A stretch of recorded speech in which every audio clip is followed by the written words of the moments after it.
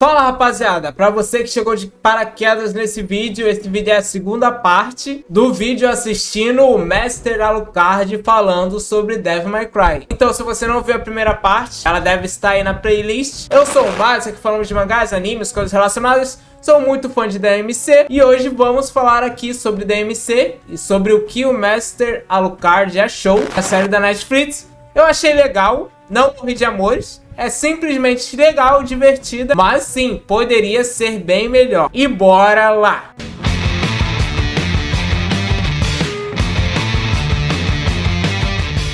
Do anime, sim, muito raramente podem existir demônios que têm a capacidade de não serem completos desgraçados, apesar de que muitos desses são criaturas criadas por demônios e não nascidas demônios. Inclusive, vocês gostam da Lúcia de Devil May Cry 2? Eu acho maneiro. Inclusive, o Devil May Cry 2 tem uma mecânica de orbes bem legal. E lá, os personagens podem voar. Então, quem sabe isso volte no Devil May Cry 6. Só que estes são casos singulares numa série com dezenas de capetas maiores, malignos, que estão doidinhos pra subjugar os seres humanos. Isso já foi mostrado de novo e de novo, tanto nos games quanto no anime antigo. Isso que nem tamo contando os soldadinhos demoníacos menores que você enfrenta durante as fases. Aí a coisa ia lá pra casa do milhar. Aqui na primeira temporada, além dos humanos serem mostrados como um bando de desgraçados, seja o pai da Lady sendo canalha, ou a infância do coelho sendo basicamente Bully 2. Mas os humanos são canalhas mesmo. Você pode aceitar ou não, mas os seres humanos são uma desgraça. Temos a digníssima super mensagem social fodona de que o inferno está lotado de demônios inocentes que estão sofrendo o punho feroz de mundos como retaliação à rebelião de Esparda. A maioria deles tem esse semblante bonitinho e humanoide e só querem sobreviver em meio a essa guerra de poderes maiores. Vivendo como refugiados, eles são uma metáfora para imigrantes, trazendo um comentário sociopolítico para uma série onde o cara se espeta com uma espada para ganhar uma transformação bunduda. Então, eu gosto da profundidade que eles dão. Eu acho que o jeito que eles fizeram foi um pouco exagerado, no caso. Eu só tenho uma pergunta: Devil May Cry é a obra correta pra fazer isso, gente? Você vem aqui pra selecionado ou pra spamar Stinger e ver o Dante fazendo pirueta engraçada nas cutscenes? Toda metáfora apresentada nessa série cheira um negócio feito de qualquer jeito pra gerar controvérsia e bafafá no Twitter. E o episódio final com os Estados Unidos invadindo o mundo demoníaco ao som de American Idiot lá do Green Day foi uma das coisas mais constrangedoras que eu já assisti na minha vida. Confesso que eu ri. Tipo, eu só ri. Tipo, tava o maior climão, aquele climaço assim, aí... America, idiot. Eu comecei a rir, moleque. Só ri. Não achei nem muito maneiro, só achei engraçado. Uma paródia que se leva a sério sem fazer nenhum grande comentário real, além de nossa, os americanos amam uma invasão, né? É um treco inserido ali de qualquer jeito que serve apenas pra divertir o que quer que Devil May Cry já tenha mostrado até hoje. Nota 10, viu, Shankar? Visionário demais, cê é louco. Tô esperando o segundo Leviathan acertar. É o visionário, não tem como. É o Devil May Cry, não tem como. Minigru na próxima temporada. Além do mais, é muito fácil humanizar demônios quando eles são bonitinhos desse jeito, com formas humanoides, com olhinhos desesperados e com uma família pra proteger. Bora fazer o mesmo com o Belial lá do DMC4, que tal? É engraçado que o reboot já tinha provado pra gente que comentário social não casa com a ideia dessa franquia. E aqui estamos nós, repetindo a mesma coisa de novo. Não, o Devil May Cry em si já tem comentário social. O próprio comentário de que humanos podem ser piores que demônios tá intrínseco na série. Porém, eu acho que isso tem que ser feito de um jeito bem decente pra casar com Devil May Cry. No caso, Castlevania, que já tem esse bagulho de fanatismo religioso, Deus e tal, igreja, eu acho que é mais fácil de colocar. Em Devil May Cry, eu acho que tem que colocar pontualmente, como foi o caso do Devil May Cry 4. Do mais, a implicância de existirem incontáveis demônios bons no Makai reduz completamente o papel de Esparda na história de Devil May Cry. Eu sei que isso aqui é um universo à parte, mas o pai de Dante não conseguiu o status de lendário Cavaleiro das Trevas atravessando um portal para ir morar no Brooklyn sem a permissão do vice-presidente. O que faz Esparda ser único foi justamente a sua capacidade de desafiar a sua natureza demoníaca para oferecer resistência contra mundos, se rebelando para então servir como guardião para o mundo dos humanos. Então, eu ainda acho que o Esparda, na série, do jeito que foi retratado, ele ainda é pica, porque ele separou os mundos. Sim, no anime fizeram essa parada de muitos sofreram porque o Esparda fechou a fenda dimensional e o caralho todo. Mas isso não tira o mérito dele, não. O cara é pica, desafiou exércitos. E ainda mostrou uma animaçãozinha dele lutando. Aí eu ainda acho ele pica. Só que nos jogos tem mais força exatamente porque ele meio que foi o único que se revelou contra o mundo diretamente. O cara é uma figura de inspiração no mundo de Devil May Cry, a ponto de gerar histórias que são passadas até mesmo para humanos. Lembra da intro lá do terceiro jogo? E é justamente o legado do velhote que faz Dante e Virgil terem um contraste interessante também. É como se um abraçasse o lado humano e o outro o lado demoníaco. Um entende o valor da humanidade e se torna uma espécie de guardião na Terra, e o outro deseja mais poder a qualquer custo graças à sua infância traumática, onde ele sofreu por ser fraco. É como se o bitolado do Virgil não entendesse a mensagem e o sacrifício de seu pai. Tudo isso se torna menos interessante na adaptação do Netflix, onde Sparda não é mais uma criatura que traiu a própria natureza. Afinal, tem um monte de demônios bons lá dentro, lembra? Ele é só um cara muito forte que desafiou mundos e separou as duas dimensões. E acho que isso tem peso, pô. É um cara muito forte que desafiou mundos, que era o deus dos demônios, e lutou contra hordas de exércitos, sozinho. Aparentemente sozinho. Pra piorar, pelo pouco que mostraram do cara até agora, a sua rebelião acabou fazendo muito mais mal do que bem pra aquele pessoal, prendendo gente inocente de lá pra viver sob a pressão da bota dos demônios mais poderosos, que basicamente arruinaram o lugar pra todos que não são fortes o suficiente pra viver naquela atmosfera. Apesar dos humanos reconhecerem Sparda como um herói, um ato assim pinta ele como uma figura meio controversa. Deixou um monte de gente boa da sua espécie que eram inocentes pra sofrer na mão de mundos pra ir viver lá com os Sapiens. Sim, isso aí é controverso. Tretas. Egoísta, né não? Pelo menos pra mim, todos esses tópicos são bem menos instigantes do que quer que Kamiya e Itsuno tenham cozinhado na franquia lá no passado. Consigo buscar comentários sociais feitos de maneira muito mais inteligente em outras obras, e o que quer que tenha sido apresentado aqui não combina com Devil May Cry. Quero só ver o que vai sair disso na segunda temporada. Na segunda temporada eu acredito que vai melhorar bastante. Quer dizer, eu não queria ver porra nenhuma. Por mim eu não tinha passado do terceiro episódio dessa caceta aqui, mas, né? Vamos lá. Tom, uma crítica menor, mas ainda importante que tenho com essa série é seu tom. Já flertei com a ideia no meu vídeo do anime anterior, a qual quero reforçar por aqui. Devil May Cry, pelo menos pra mim, pode ser classificado em dois tons diferentes, digamos assim. A era PS2, com seus cenários dark e ambientes, seu metal pesado e sua atmosfera inigualável, e a era pós-Nero, onde sinto que as coisas ficaram levemente mais light e talvez até cômicas. Apesar de preferir o primeiro caso, sinto que ambas as identidades agradam boa parte dos fãs, independente de serem distintas. Eu gosto muito do Devil May Cry 3, é o meu preferido. Só que conforme foram colocando mais personagens, o humor começou a ficar ainda maior. E já era grande no Devil May Cry 3. Sim, a paleta de cor do Devil May Cry 3, 2 e 1 são mais escuras, mais gótico.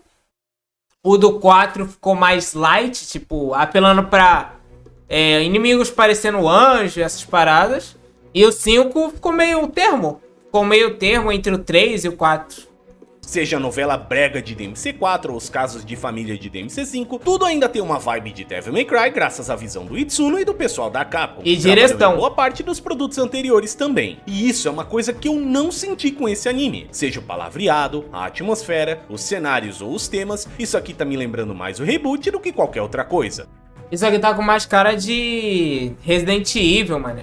Porque tá muito americanizado. É o lado bom e o lado ruim. O lado bom de ser americanizado é que é mainstream. Todo mundo consegue ver. Porque, querendo ou não, Devil May Cry era mais nichado. Todo mundo conseguia ver. Sendo assim mainstream, todo mundo consegue assistir de boa. Por outro lado, quando é mais focado para um público específico, tipo só para os fãs, temos uma obra feita mais para os fãs, só que ela não atinge o público geral. Isso não seria necessariamente ruim, mas pelo menos a Ninja Theory teve a decência de escolher um visual completamente único para sua obra, seja no design dos personagens, na escolha de cores e na trilha sonora. Aqui, ó, paleta de cor do DMC Devil May Cry é braba, os designs de chefe eu acho horrível, o design dos bichos menores eu acho muito maneiro, e o design do Dante do Virgil eu não curto muito não. Na obra de Shankar, o tom desse negócio tá virado no chapéu. Dante tem um visual próximo do que se espera, faz referenciazinha no pôster, tem inimigos saídos dos jogos, tem a personalidade meio Pixar Wahoo Man, só pra ser confrontado de frente com uma trilha sonora de rock punk, com um mundo focado nos Estados Unidos, com um ambiente desnecessariamente hostil para com ele. Inclusive, essa parada aqui dos caçadores, isso poderia ser levado por mais episódios. Eu acho que seria mais legal se fosse assim. Eles quiseram andar pra fazer a primeira temporada e direto ao ponto. Mas eu acho que poderia se estender mais um pouquinho. Cada, sei lá, uns 4 episódios só o Dante sendo caçado e mostrando suas habilidades.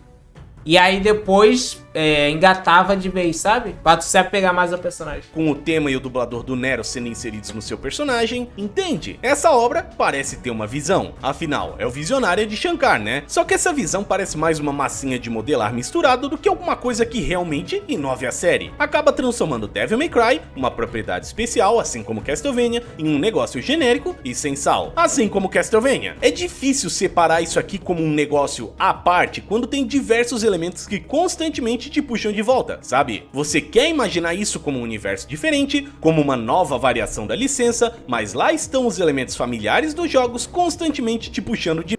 Pô, mas aí é tenso. Ah, vamos fazer diferente. Tá diferente dos jogos. Vamos colocar as paradas dos jogos. Aí reclama. Pô, tem as coisas dos jogos. Aí também é complicado, né? Se coloca, reclama. Se não coloca, reclama. O que vocês querem, meu parceiro? volta. Isso sem contar as mentiradas que o grande criador espalhou no Twitter, né? Pelo menos o Dante é empalado em um dos episódios, então isso conta, eu acho. E falando no diabo, Dante, é inacreditável o que Kamiya e Itsuno conseguiram fazer na geração do PlayStation 2. Eles criaram um novo personagem num console onde diversas franquias já estavam pré-estabelecidas. PS2, Dante, Devil May Cry, ó. E essas cutscenes, hoje em dia, a direção ainda é muito braba. Até hoje é muito foda, tá ligado? Se tu vê hoje, tu fica, caraca, mano. E na animação eles não conseguiram repetir a coreografia.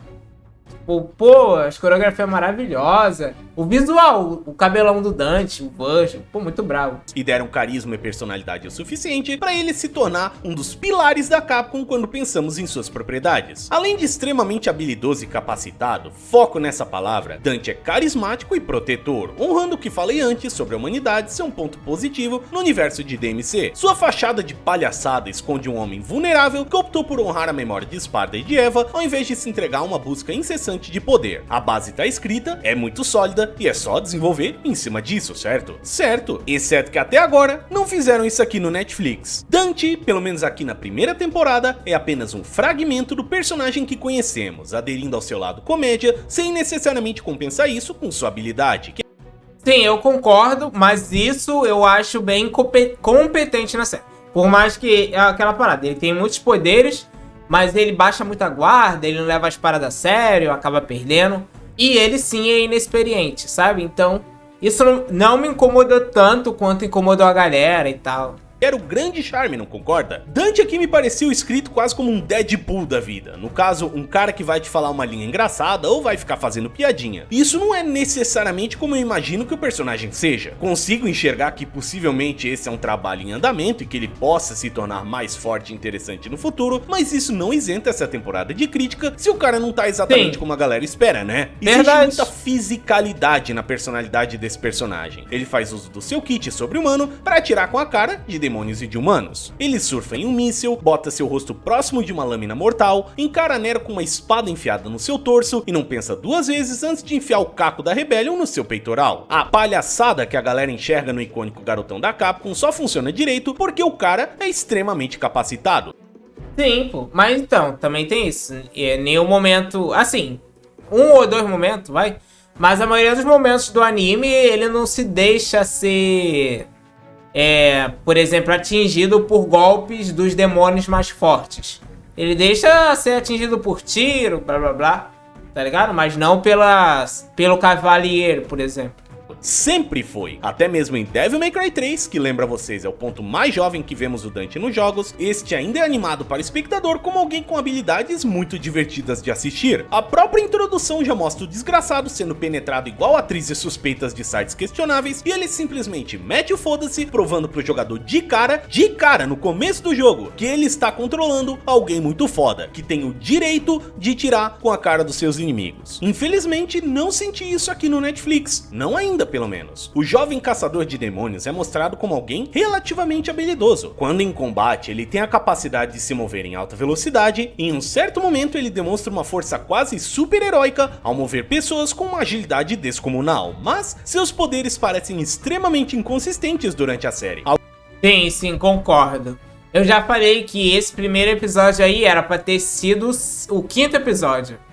Ou seja, depois que ele desperta o Devil Trigger, eu acho que faria mais sentido. Algo que me incomoda bastante, igual Castlevania. Eu não ligo desta ser uma história de origem onde o cara tá devagarinho aprendendo suas próprias limitações, mas isso precisa ser escrito de uma maneira que acompanhe uma linha de evolução, tu entende? Se no primeiro episódio Dante tá fazendo piruetas diabólicas e casualmente salvando pessoas andando numa velocidade acelerada só pra depois ser incapacitado de novo por forças menores, tu tem uma escrita inconsistente que se torna desinteressante. Ou o cara é um badass, ou o cara ainda tá aprendendo suas limitações. Ou ele anda na velocidade do som e tanca porrada de diabos poderosíssimos, ou ele perde pra armas humanas e injeções fajutas. Não, assim, no caso aí, as armas foram feitas para neutralizar humanos. Lembrando que nem tudo é poder, né? Tipo, existe veneno, fogo, eletricidade, nem tudo é poder, nem tudo é porrada. Tem outros modos de incapacitar seres poderosos. Mas sim, eu acho que o jeito não é o que eles fizeram, mas como eles fizeram. Esse bagulho da agulha nem me incomoda tanto. A galera fica falando muito do bagulho da arminha de choque. Tô ligado? Eu acho que como eles fizeram isso é que deu o maior problema. É muito chato tu ver, de novo, um personagem que tu gosta, seja Trevor, Richter ou nesse caso Dante, ser capado pela história em momentos cruciais só pra fazer a coisa progredir. Assim como Castlevania Nocturne tem momentos na escrita que só funcionam se o protagonista for um completo bundão. E ver isso replicado mais uma vez por aqui é tão cansativo, cara. Ainda mais se fizer contraste com as outras figuras da série, como a Lady, que é a fodona gigached que faz tudo certo e não erra nunca desde o começo. Uma das cenas mais controversas da versão do Netflix veio através do filho de Sparda sendo incapacitado através de um taser, atirado por ninguém menos que a senhorita Arkham. É um dos casos de inconsistência de poder. Sim, eu concordo. Também concordo que baixa a guarda. Tipo, ele baixa muita guarda. Ele, nada pode me atingir esse ferro. Mas sim, eu não tenho problema em si com a arma de choque. Tipo, a arma de choque foi feita para neutralizar demônios pela lógica, né? E o Dante é um demônio. Eu acho que como foi feito, não o que foi feito, mas como foi feito, que gera essa controvérsia. E não sei, de repente era a intenção do cara também? Eu não sei, vai que o cara queria marketing pra caraca. Todo mundo falou disso, viralizou, então, sei lá, né? Poder que fazem esse negócio soar como se tivesse sido escrito por equipes diferentes. Já não basta a Lady, uma humana, quero lembrar, basicamente lutar de igual para igual com o cara nessa série, ela ainda ganha e passa a perna nele diversas vezes. Quero lembrar vocês que esse é o cara que faz pirueta num avião caindo, que atira bolinhas de sinuca com uma velocidade e precisão inigualáveis e que desvia de uma chuva de balas com um sorriso estúpido no rosto. Eu odeio o sorriso desse cara nessa série também, tá? Tudo isso soa insincero, sabe? Essa é a palavra ideal, eu acho, insincero. A equipe não conseguiu pensar numa maneira mais interessante de fazer a história funcionar sem capar o personagem em momentos... Concordo que tem, esse é um problema de consistência específicos. Eu fiquei matutando um tempinho sobre essa cena do taser em que o Dante é capturado, e daria pra fazer ela da exata mesma maneira sem fazer o cara parecer um bunda mole. Imagina a seguinte situação: a Lady puxa a arma e começa a atirar. Em contrapartida, o Branquelo desvia de alguns desses tiros como se estivesse usando um trickster, mais ou menos como lá na cena do primeiro episódio, e lança um comentário tipo: quer ver só o que eu aprendi vendo um filme? Ele assume a postura de Royal Guard e começa a bloquear as balas de taser, fazendo pouco caso da Lady. Depois de bloquear um bocado delas, ele lança algum comentário tipo: vai precisar mais do que isso pra me acertar, onde a garota puxa um segundo taser e dá um tiro a mais, quebrando o timing de bloqueios do cara. Sim, então, é o que eu disse, como foi feito, não o que foi feito.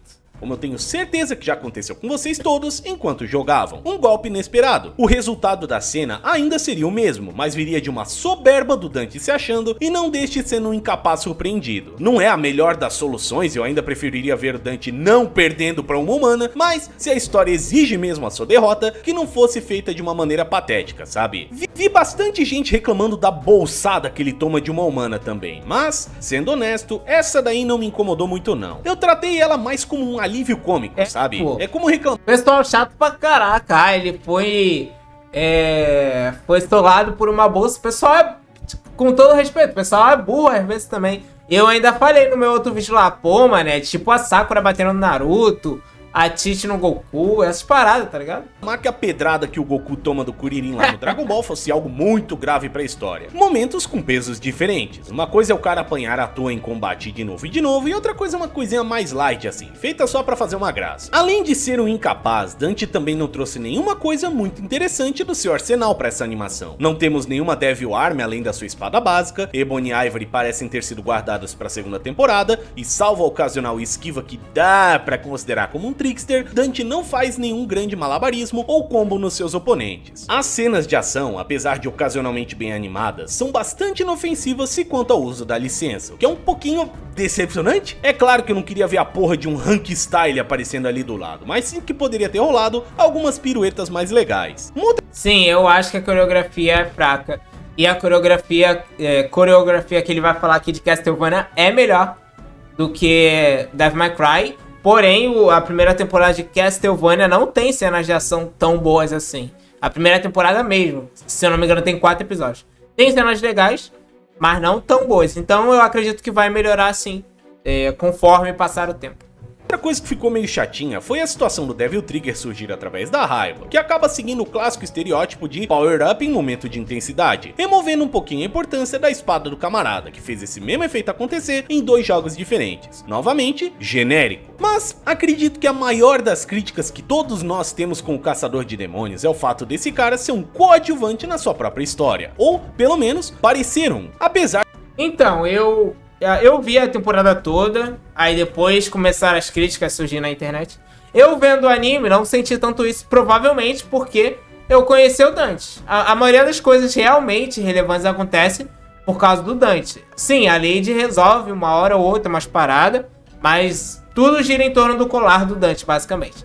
Então eu não tive essa impressão, mas depois, vendo um pouquinho, eu vi que a Lady parece ser mais braba do que o Dante. Não necessariamente ela tem mais tempo de tela, eu acho. Apesar de ele ter um tempo generoso de tela durante a temporada, Dante raramente parece estar sob controle do que está acontecendo, soando mais como um figurante que todo mundo quer usar e capturar, do que como alguém que está seguindo seu próprio rumo. E isso é ainda mais amplificado pela presença de outra personagem, uma velha conhecida aqui do canal. Lady, se você acompanhou a série de DMC aqui do canal, pode ter a impressão de que eu detesto a senhorita Mary Ann Arkham. Afinal, eu vivo chamando ela de ex-namorada maluca, de doidinha que bota fogo no teu cachorro, de girl cebosa e mais um monte de coisa. E sim, eu ainda reforço tudo isso diante de um contexto muito específico, a comparação com a minha lindíssima Trish, que felizmente foi poupada até o momento nesse anime. Fora dessas comparações, Lady é uma das personagens mais espetaculares de Devil May Cry, tão importante para o terceiro jogo quanto os 2 irmãos briguentos. Sim, pô, é por causa dela que o Dante tem toda a sua concepção da sua responsabilidade, por causa da Lady, do Arkham, do Dante, do Sparda e do Virgil e da Eva também.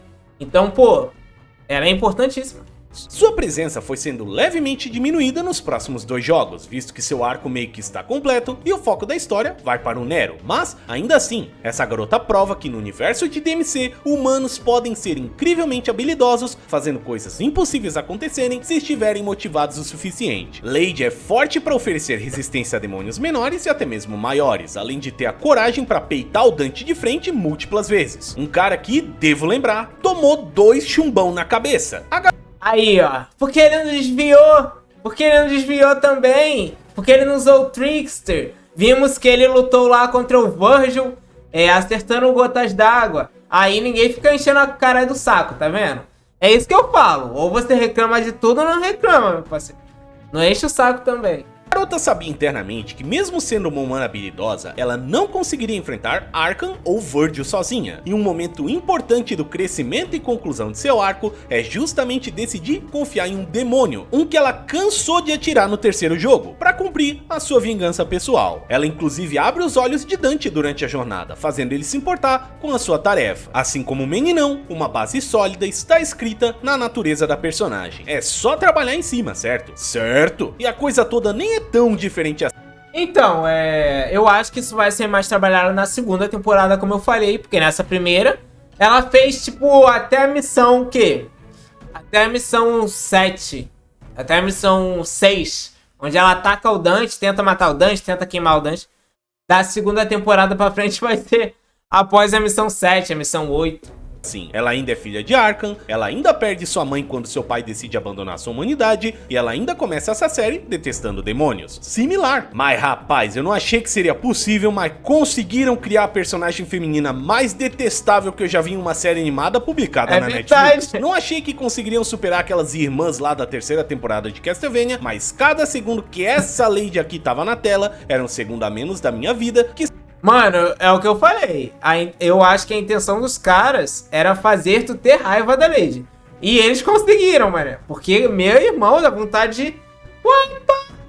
na Lady, mano. Sentir felicidade. Lady é parte da Darkcon, aquela organização que falei antes, se vestindo igual o Capitão Comando, ao invés de utilizar suas roupinhas clássicas. Até aí, tudo bem, origens diferentes. Só que parece que quem quer que jogou Devil May Cry 3 entendeu a mensagem do arco da guria de uma maneira completamente errada. Aqui, ela continua sendo, se me permitem a palavra, uma fodona, mas de uma maneira desinteressante. Ao invés de ser uma coadjuvante à história de Dante, o cara que tá no pôster e que é o protagonista de Devil May Cry, é a garota que tá constantemente no holofote. Diabos, o episódio 6 é praticamente todo dedicado a ela e ao coelho, e em inúmeros momentos ela lida com demônios como se não fossem mais do que meros Sim, eu concordo que há um exagero. Há um exagero sim. pedregulhos no seu caminho para ser a maior girl boss de todos os tempos. Isso vem, em grande parte, das diversas ferramentas especializadas em matar demônios que a Darkcon oferece, com balas extremamente apelonas que dão cabo de qualquer demônio menor sem dificuldade nenhuma. Curioso como a Lady não precisava disso lá no terceiro jogo, né? Mas beleza. Ah, mas aí é outro universo. E também, se tu for parar pra pensar, não faz tanto sentido balas tão normais e nem a Lady ali. A Lady deve ter 15 anos. No Devil May Cry 3, dá conta de um monte de demônio, uma torre sozinha, tá ligado? Então... tá, mas pra mim tá a mesma coisa. Se isso fosse usado apenas nos capetinhas menores, suave, mas é surreal ver essa humana não só lutar de igual para igual com o Dante, um meio demônio com habilidades inconcebíveis, como também ganhar do cara, seja roubando seu pingente com extrema facilidade, paralisando ele na tal cena do taser ou enganando-o no final após trabalharem juntos. Não, nesse final aí ela enganou ele. Ele tava de guarda baixa mesmo. Isso aí não me incomodou tanto não. Tanto que o pessoal nem falou. Mas nos outros eu não acho que... é o que eu falei. Acho que como foi feito, não o que foi feito. Tem cenas que essa filha da mãe, uma humana, consegue manusear diversos dos demônios maiores sozinha, coisa que nenhum dos parceiros dela consegue. A guria desvia de projéteis e golpes como se fosse ela que tivesse o Trickster, enquanto seus colegas soldados apanham feito novato no fliperama. É muito inconsistente porque não parece merecido, sabe? É como se ela tivesse uma aura de incompetência ao redor dela. Ela não é afetada, mas todo mundo na proximidade fica burro e incapaz. Concordo.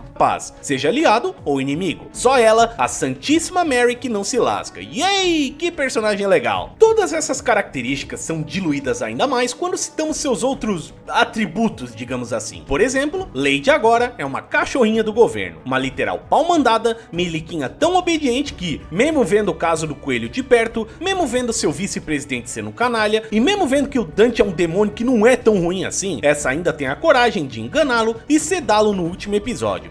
Então, eu acho que isso vai fazer parte do arco dela pra segunda temporada. E nem eu vou citar sempre o Bakugo aqui, porque o Bakugo, eu odiava o Bakugo.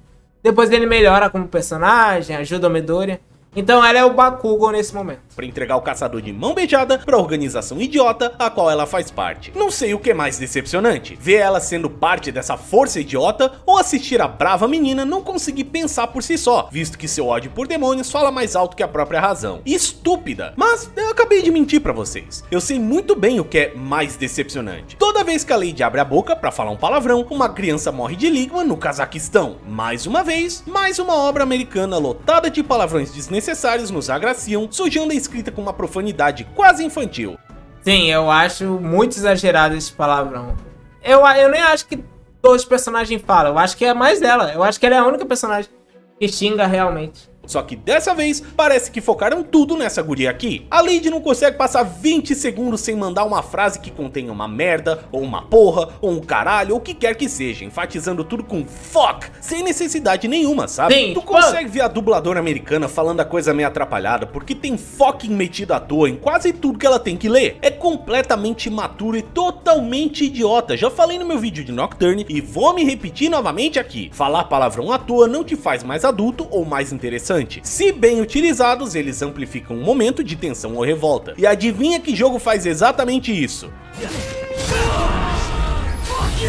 Então, mas aqui é pra ser engraçado mesmo, e realmente é engraçado.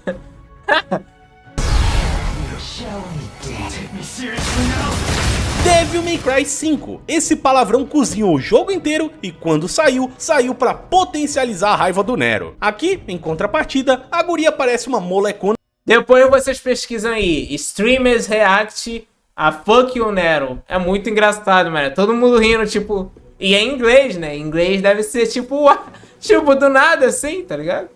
Que não lavou a boca com sabão o suficiente quando era mais jovem. Todo mundo já sabe que Shankar é um edgelord do caramba, e texto assim só contribuem para essa imagem de imaturidade que ele passa com seus trabalhos. Com todo respeito, escritores do Netflix, enfim o palavrão em vossos cus se vocês não sabem escrever direito essa porra do caralho, valeu? Meu desgosto genuíno com essa personagem é finalmente selado no 6º episódio de DMC, aquele bem animado pra caramba, sabe? Onde tenho que ver ela matar um bando de gente inocente com a sua tropa de maneiras extremamente grotescas, sem sequer questionar se o que ela tá fazendo é correto ou não. Tem um literal diabão mordendo todo mundo nessa sala e os caras decidem passar fogo na galera inocente que tava por ali, com as mãos erguidas. É de um mau gosto tremendo e só me faz... É uma crítica social que acontece no mundo real, mas... sei lá, né? Isso aí não me incomodou tanto não, porque...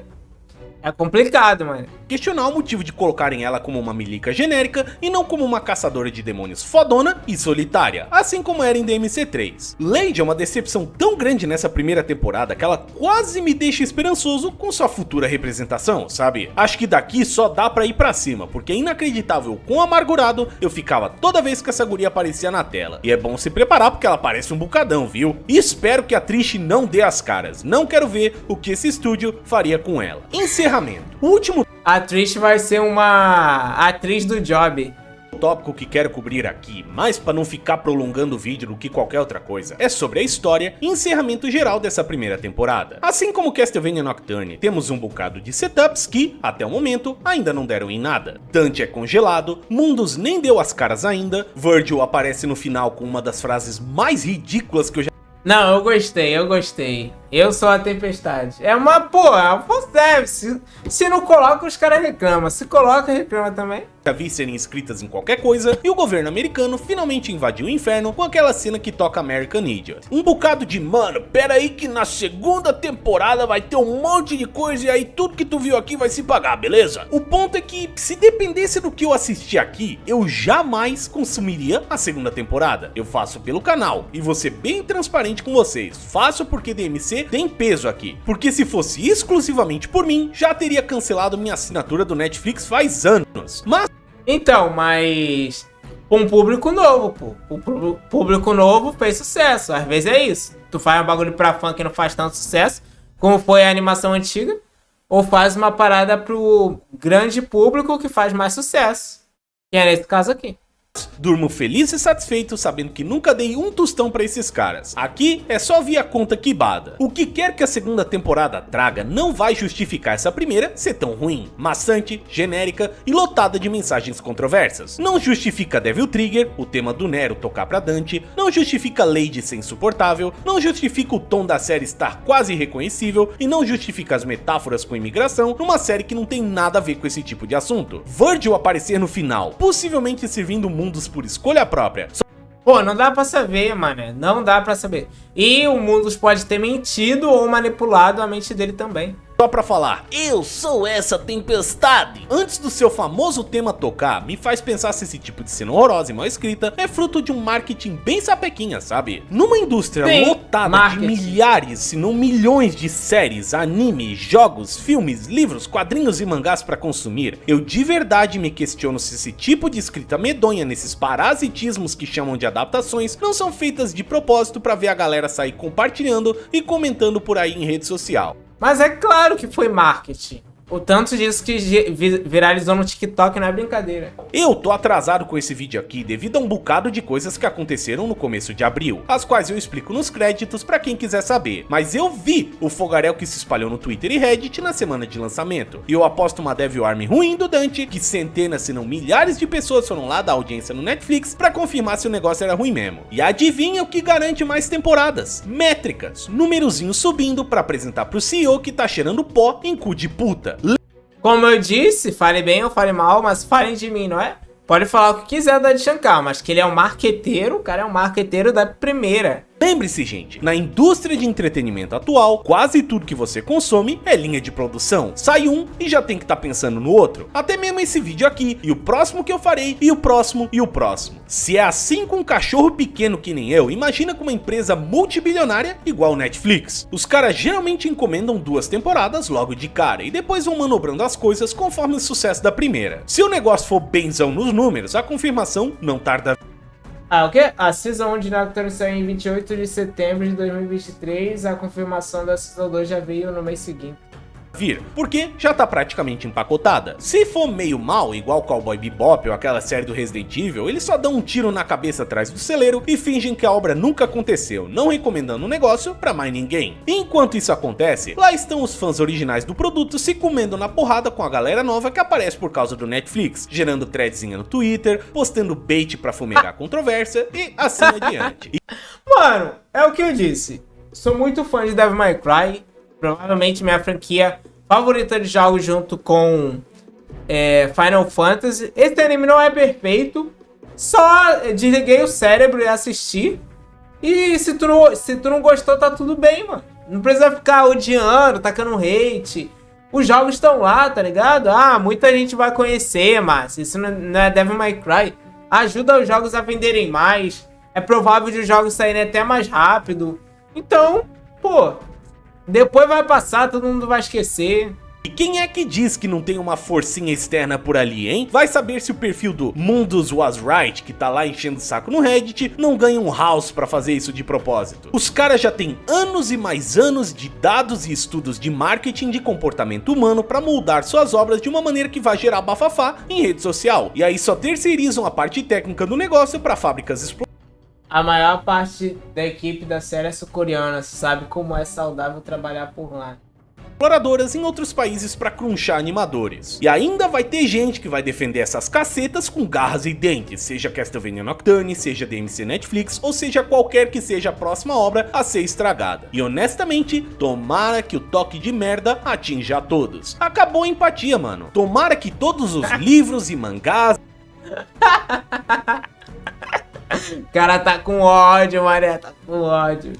E jogos que o povo gosta sejam adaptados de uma maneira muito porca também. Só assim pra galera entender, porque depois de sabe Deus quantos vídeos que eu já produzi aqui no canal a respeito, eu honestamente me vejo cansado de responder gente que vem aqui falar lorota sobre isso aqui ser uma adaptação. Eu só rio. Não tenho culpa se esse pessoal chegou atrasado na fila de distribuição do cérebro. Ou faz alguma coisa diferente, igual o DMC Reboot ou Lords of Shadow, que são facilmente separáveis do material original em tudo, ou então não usa a licença. Ficar botando bichinho do jogo e visual de personagem igual à obra original só pra ficar cagando na história e no universo estabelecido, pra depois ter que ler do paspalho que não dá duas fodas pra propriedade original, que isso é melhor do que o que veio antes, é algo...